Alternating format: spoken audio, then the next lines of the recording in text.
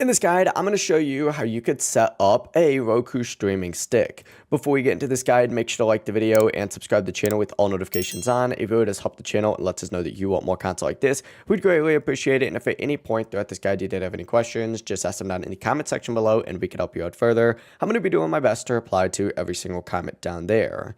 Now, the first thing is pretty obvious. What you're going to want to do is open up that box, and inside the box itself, you're going to see the Roku streaming stick and a power cable. Essentially, just plug the USB-C end of the cable into the streaming stick, and the other end is USB-A, which connects to a wall adapter or USB port on your TV. Using a wall adapter is usually the most reliable option, but from here, you're going to insert the Roku streaming stick into an HDMI port on your TV or monitor. Make sure your TV is switched to the correct HDMI input, and from here on your Roku remote, remove the battery tab if it's still there, and then press and hold the back button and the home button until your remote connects. You should see a notification on your TV once it does pair.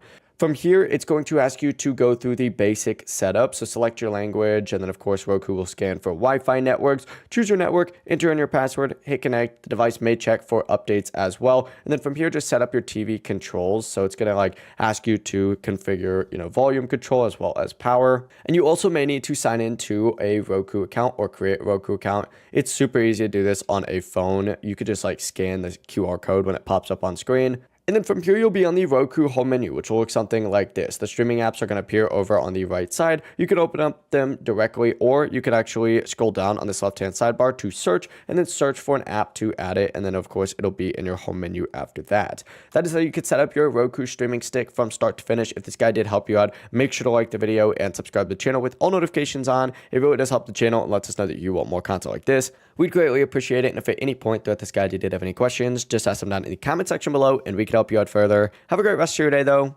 Peace.